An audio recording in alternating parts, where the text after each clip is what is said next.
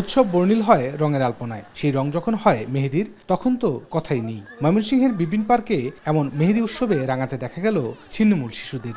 একটি স্বেচ্ছাসেবী সংগঠনের এমন আয়োজনে খুশি শিশুরা। আপু সুন্দর করে মেহেদি রেখেছে, আমার খুব ভালো লাগছে।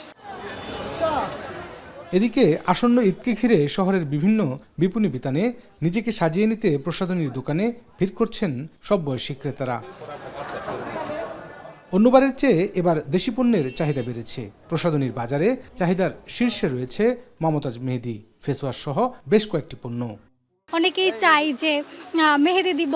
ভালো, দেশি প্রোডাক্ট হিসেবে ভালো। ইউজ করে আমি অনেক ভালো পাইছি, এই জন্য আমি মমতাজটা ইউজ করি, অন্য কোনো মেহেদি ইউজ করি না। মমতাজ মেহেদি আপনার কোনো কাস্টমার কমপ্লেন দিচ্ছে না। শহরের নামিদামি বিউটি পার্লারগুলোতে বেড়েছে মেহেদির ব্যবহার। বিয়ে, জন্মদিন, গায়ে হলুদ সহ বাঙালির যে কোনো উৎসবের সাজে থাকে মেহেদির ছোঁয়া। ক্রিমগুলো কিনে মানুষরা বাসায় ইউজ করে তা না, আমরা এগুলো পার্লারেও ব্যবহার করাই কাস্টমারদেরকে। বর্তমানে বেচাকেনার চাপ বেশি না হলেও 15 রোজার পর থেকে বিক্রি বাড়ার আশা ব্যবসায়ীদের। মমতাজের 35টিরও বেশি পণ্যের চাহিদা বেশি বলে জানান কোম্পানির প্রতিনিধি। সর্বোচ্চ ভালো মানটা দেওয়ার জন্য চেষ্টা করে যাচ্ছি। আমরা চেষ্টা করব ইনশাল্লাহ সামনের দিনে আরও সুন্দরভাবে কাস্টমারদেরকে গুণগত মানগুলো বজায় রাখা যায়। এই রমজানের ঈদকে ঘিরে পুরো জেলায় প্রায় কোটি টাকার পণ্য বিক্রির আশা কোম্পানিটির।